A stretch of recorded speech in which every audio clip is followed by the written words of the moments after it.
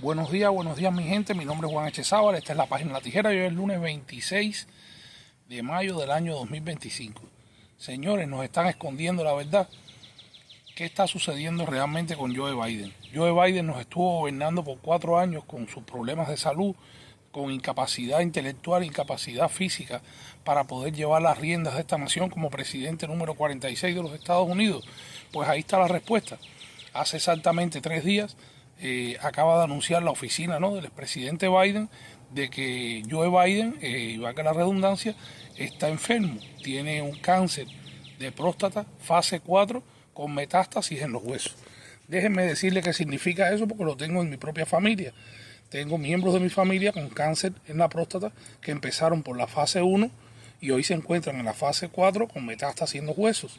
Y es un proceso que no fue de la noche a la mañana, o sea, fue un proceso que se conoció con tiempo, ya tiene 20 años, por ejemplo, mi padre tiene 20 años con cáncer de próstata, lo tiene ya en fase 4 con metástasis en los huesos y tiene su tratamiento y demás, pero la capacidad intelectual, a medida que pasan los años, una persona ya con 82 años, con este tipo de padecimiento, empezó con 78 años su mandato en la Casa Blanca y todos vimos históricamente en los últimos 4 años, ¿no?, mientras Biden fue presidente, cómo divariaba, cómo se iba para un lado cuando los servicios secretos le decían que tenía que coger por el otro, cómo tropezaba en los aviones, cómo decía frases incoherentes, cómo hizo cosas, ¿no?, que nos daban síntomas de que Biden no estaba en su plena capacidad intelectual. Y aún así, la administración demócrata, el gobierno demócrata, pues permitió de que Biden siguiera bajo las riendas del poder porque era más fácil de manipular y de tomar las decisiones que tomaron, no para el bien de los Estados Unidos, sino para el bien de otros países, para el bien de la izquierda y para el bien de enemigos de esta gran nación. La situación no es tan fácil como aparenta, es más difícil porque si se pudiera demostrar que Biden estuvo en la Casa Blanca sin su plena capacidad intelectual, aquí estamos viendo lamentablemente, ¿no?, estamos viendo un acto de traición del Partido Demócrata y de las principales figuras que estuvieron alrededor de Biden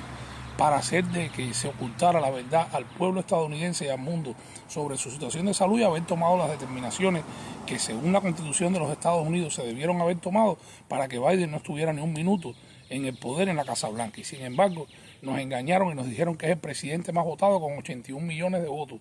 por encima de Barack Obama, por encima de otros candidatos presidenciales demócratas y republicanos en la historia de los Estados Unidos, algo que todos sabemos que no debe ser nada, para nada cierto. Aunque lo diga la media, aunque lo diga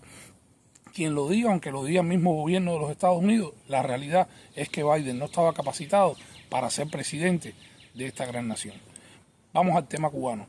En las últimas horas el Ministerio de Relaciones Exteriores del régimen castrista ha estado emitiendo notas diplomáticas, ha estado haciendo videos, ha estado sacando en la televisión oficialista a funcionarios del castrismo que de manera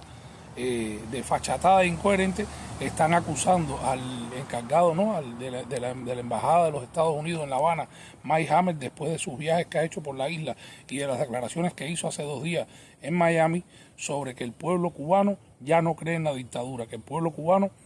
ya no cree en la revolución, que el pueblo cubano está cansado de todas las miserias y de todas las desgracias y todas las necesidades que ha tenido que soportar por 66 años bajo esta dictadura fracasada, que lo único que ha hecho es destruir la economía, ha destruido a la familia y ha destruido a todo el que dentro de la isla ha tratado de alzar su voz por los derechos humanos, por la libertad, por el bienestar y por las mejores condiciones de vida para el pueblo cubano. Esta es la realidad y Mike Hammer esta realidad la ha hecho saber en una conferencia de prensa que ofreció en Miami, y a raíz de esto el régimen castrista pues ha desatado toda su ira, ha aumentado la represión en Cuba, ha aumentado la presencia policial en las principales ciudades cubanas después que el pueblo en Bayamo, en Ciego de Ávila, en Santiago de Cuba ha salido a protestar, y lo que pide el pueblo básicamente es agua, electricidad, comida, medicamentos, sus necesidades básicas garantizadas, que al final redundan en qué, en libertad, porque el gran problema no es el pueblo cubano, el gran problema no es el embargo al que el régimen por más de 60 años le ha achacado toda su ineficiencia. El gran problema se llama la dictadura opresora castrista, que desde el año 1959 ha llevado a Cuba al estado en el que hoy se encuentra. Porque es increíble que mientras Cuba tiene comercio con más de 100 países en el mundo, mientras Cuba puede importar carros de alta gama, puede importar maquinaria pesada y maquinaria agrícola desde los Estados Unidos, puede importar todo lo que vende en sus tiendas, en divisas, en sus MIPYME desde los Estados Unidos, no pueda importar las necesidades básicas para que el pueblo cubano pueda desarrollarse, para que la infraestructura del país pueda funcionar como debe ser, como funciona en todos los países del mundo. Sin embargo, sí pueden garantizar su vida privilegiada, la de sus hijos y sus nietos, los negocios privados de la cúpula dictatorial, en detrimencia de ¿qué? Del bienestar del pueblo cubano, manteniendo al pueblo cubano en apagón, sin alimentación, con la infraestructura de carreteras destruidas, con la infraestructura eléctrica e hidráulica en el piso totalmente, con el fondo habitacional destruido. El pueblo cubano vive en una zozobra porque los derrumbes son históricos. Después de cada vez que hay procesos de lluvia, terminan en derrumbe. Los derrumbes terminan en heridos, en muertos, en familias desplazadas sin vivienda, que el régimen no tiene después la capacidad para poder garantizar una vivienda digna y los mantiene albergados 4, 5, 10, hasta 20 años. Hay personas de los huracanes de hace 20 años que todavía están en situación de albergue y han tenido que resolver con lleguipone, con bajareque.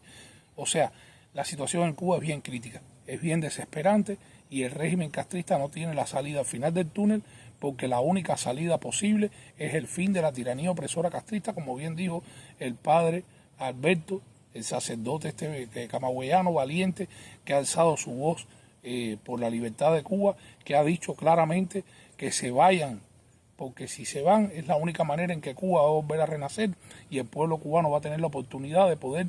reedificar de nuevo una nueva nación con libertad, con democracia, con pluralidad, con prosperidad, con todo lo que el régimen castrista le ha quitado al pueblo cubano en estos últimos 66 años. Por eso seguimos alzando nuestra voz, por eso seguimos desde la tijera denunciando el castrismo opresor y denunciando sus planes de llevar y exportar su ideología de odio, de desgracia y de muerte alrededor del mundo, como lo ha hecho recientemente uno de los 5 espías de la Red Avispa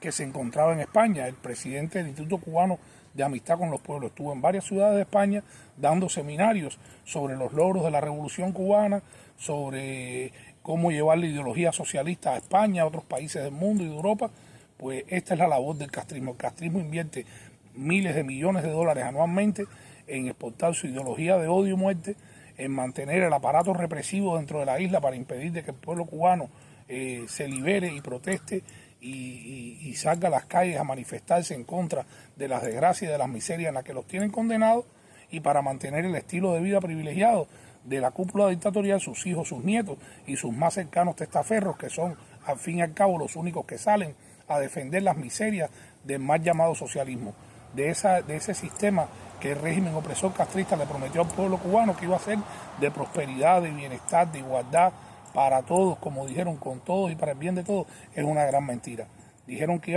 habían hecho una revolución en 1959 de los humildes, con los humildes y para los humildes. Y los humildes siguen siendo cada vez más humildes, siguen siendo cada vez más pobres y cada vez más miserables. Lo seguirán siendo mientras exista esa tiranía opresora llevando las riendas del pueblo cubano, porque el régimen castrista no tiene la solución a los problemas del pueblo de Cuba, porque el problema fundamental son ellos en sí. Es la ineficiencia económica, es la mala gestión del régimen, es la situación de inestabilidad social que se vive en Cuba, de inestabilidad política. Ellos están en el poder porque ellos tienen las armas, ellos están en el poder porque ellos son represores, ellos están en el poder porque tienen el apoyo de cómplices alrededor del mundo que dan una imagen distorsionada y tergiversada de la realidad cubana, que defienden las miserias del comunismo porque no las están viviendo en sus países, que defienden las miserias del castrismo porque si llegaran a su país esas miserias, entonces se convertirían en opositores, se convertirían en ese pueblo cubano que en las calles de la isla, desde San Antonio hasta Maicí, el 11 de julio del año 2021, salieron a pedir libertad, salieron a pedir el fin de la tiranía más vieja, más añeja, más déspota y más sanguinaria del hemisferio occidental en los últimos 66 años. Vamos a seguir desde la tijera alzando nuestra voz por la libertad de Cuba. Vamos a señalar al castrismo como el máximo responsable de los crímenes de lesa humanidad contra el pueblo cubano, contra millones de cubanos, y vamos a señalar también a sus cómplices dentro y fuera de Cuba como los puntales que sostienen a esa tiranía opresora por tantos años, a conveniencia propia y en contra del bienestar y de los derechos fundamentales del pueblo cubano. Gracias a ustedes siempre por seguirnos. Les deseo un lindo inicio de semana, muchas bendiciones para su jornada. Seguiremos informándolos con veracidad e inmediatez sobre la realidad cubana de los Estados Unidos y del resto del mundo. Y lo haremos gracias a ustedes, que son los que día a día nos colaboran y nos siguen para poder llegar a más personas con la verdad de lo que acontece en Cuba, no como lo hace la prensa del oficialismo castrista, sino con la veracidad y la inmediatez que gracias a ustedes siempre nos han caracterizado. Les deseo un lindo día y muchas bendiciones. Mi nombre es Juan Echezábal y esta es La Tijera.